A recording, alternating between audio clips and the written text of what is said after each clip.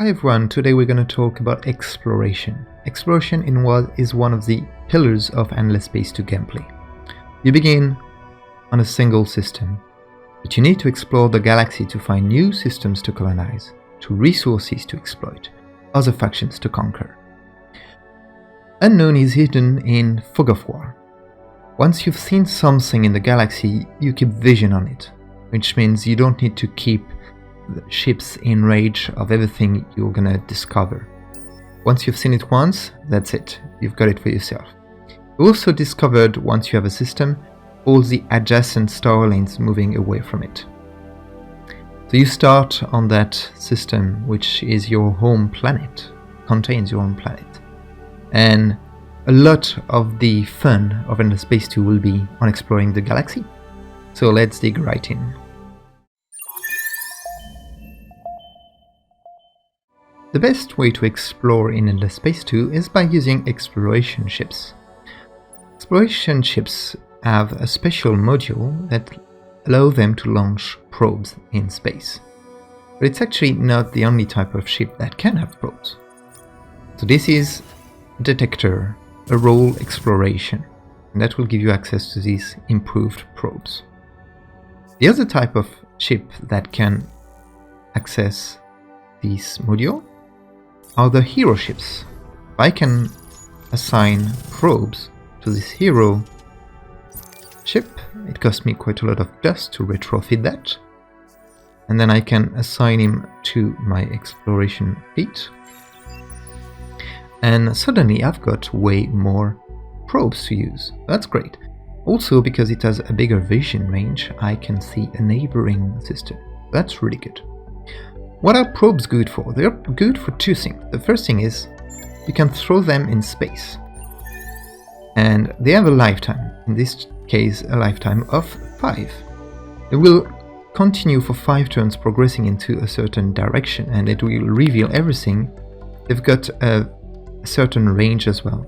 As you can see, this has a range of 4 and a speed of 6, and we can look at improved probes later on.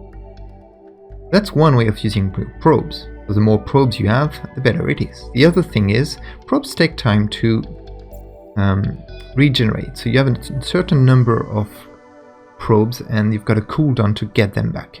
Cooldown depends on the type of probes you use.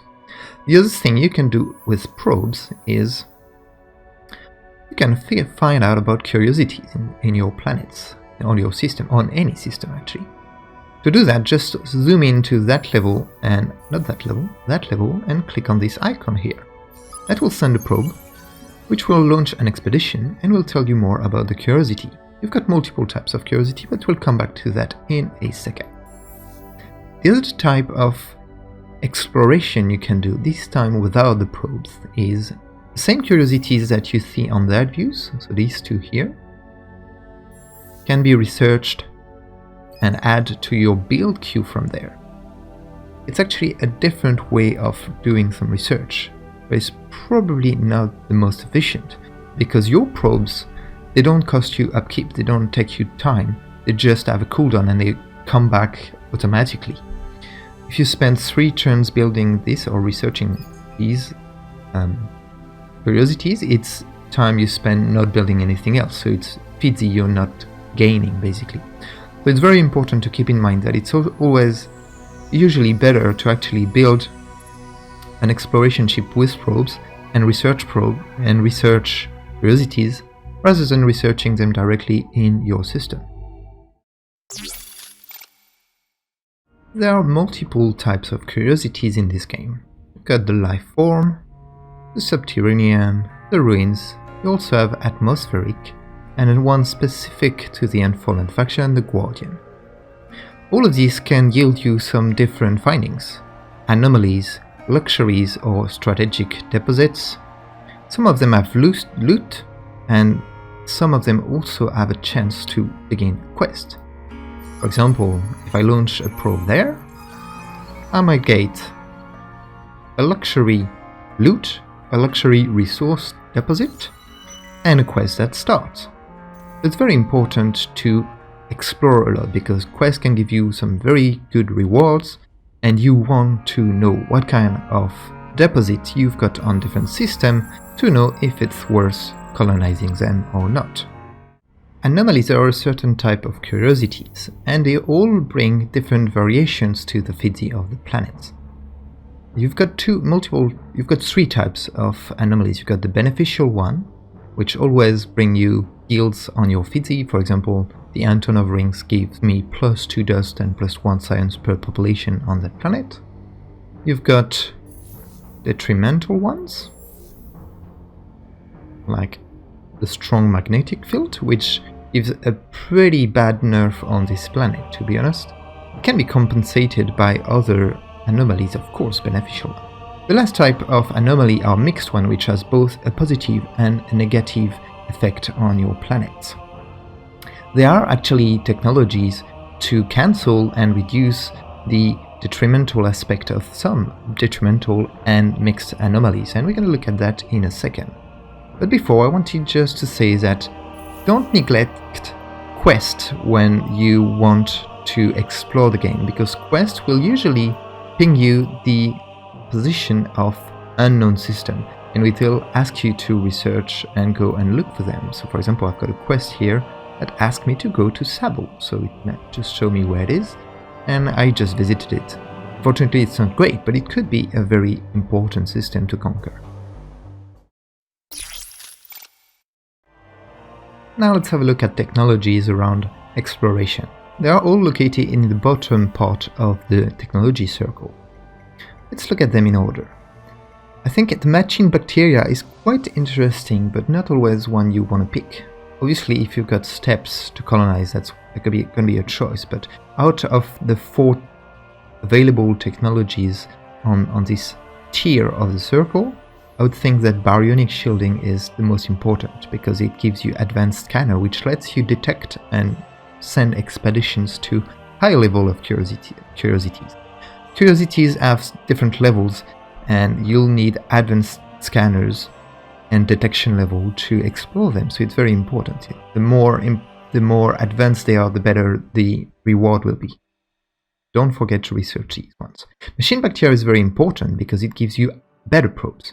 These probes have sometimes a lower range, like these titanium probes, but they've got the titanium probes have a cooldown of 1, which is actually great if you want to explore on said expedition on curiosities on your existing systems.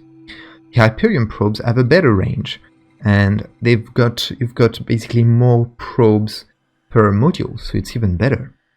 I would actually recommend using them if you've got the Hyperium to build it in the early game and you're interested in that technology. The other important technology is the simple anomaly reduction, which is coming from autonomous materials here. This one cancels the negative effect of mixed anomalies, so it's quite important to have that. Then you do have Ultra IR astronomy, which is yet another exploration technology that allows discovery of nodes and star systems unconnected to star lines. So you send your probes and you might find these worlds, which you wouldn't be able to find them without this technology because they are not linked to any star lines. Last is the OCP investigation unit, which nullifies the effect of negative anomalies. Negative anomalies can bring you pretty big effects to your system, and it's pretty important if you want to make the fool of them to research the OCP investigation technology. I'll also mention the compact warp method, which unlocks the exploration of moons. I think moons are pretty cool in this game, and it's very nice to be able to explore them. For example, I've got moons in that system here, multiple moons, but I cannot explore them because I don't have the technology, so it would be nice to actually be able to do that. You can do it if you research the correct technology. Now let's talk a little bit about what you want to do in your first turns regarding exploration. You would be tempted to, for example, with your 2 probes, probably explore these curiosities, or send probes to the different star lanes. And maybe you also want to send your colonization ship in one of these directions. So I'll ask you a question. Where do you think I should send my colonization ship? The answer is you don't send it. You leave it where it is. I think it's more important to know where to go before moving, because you'll take a risk here. Let's say that you want to pick and colonize the best out of these 3 systems.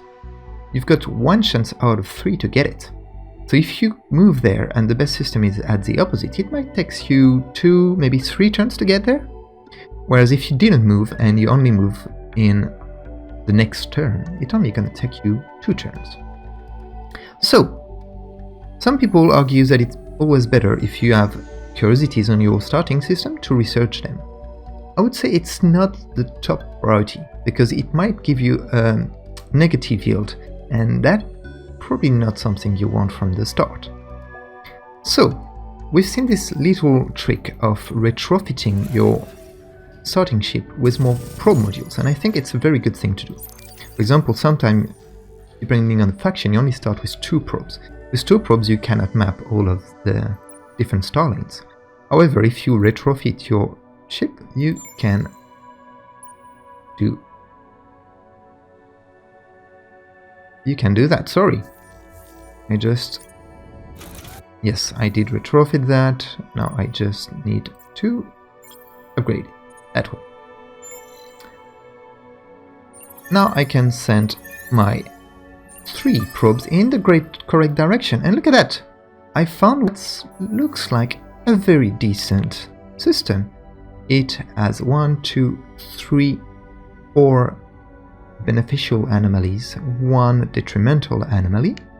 It might even have more. So I might be tempted now to send my ship again in that direction to explore more. And I know this probe will take care of the rest. I'll probably want to wait 1 turn to send my colonization ship, and I'm probably going to send it to Vega. If I'm adventurous, I could send it now and colonize turn 1, but the right choice was to actually send the probes first and make sure I've got enough probes to map everything.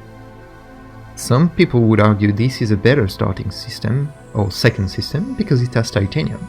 And it's very true, titanium is very important. You really, in the early game, want to produce a second exploration ship. Send them, have a lot of probes, but don't forget that you might want to keep one with less movement to stay in your neighboring region, and one with increased movement and probably less probes to discover the boundaries of your constellation. That way you'll be able to find more systems, know where the strategics are, where the best systems are, and where your enemies are. All of that is very important to get a great early game, and a great early game is this path to success. And now that I look at that game, I'm really tempted to start playing it, you know? Alright, before we end, I'm going to show you one last trick. I'm going to see if I can do it here. Yeah, so if I retrofit my ship again, and I use all of my probes, for example, sending it for an expedition here, that way, I can select my ship again, retrofit it, and ta-da! It got all its probes back. So I think it's a little bit of an exploit of the game, so I don't do it in my Let's Play. I think it's cheating. But if you really want an infinite number of probes, you can just do this, go back here, and basically use all of your dust to buy out probes. Again, I wouldn't advise people to do that in a real game, but in multiplayer, if you really want the challenge, you can do that. So look at that, I've got 1, 2, 3, 4, 5, 6, 7, and I sent another one probe there. So that is a bit cheating, but you know, if that's fun, if you find it fun, you can get a great exploration turn 1 by spending some of your dust. Anyways, that's it for our beginner's guide on exploration. I hope you learned some stuff, and I hope to see you in the next episode. Goodbye.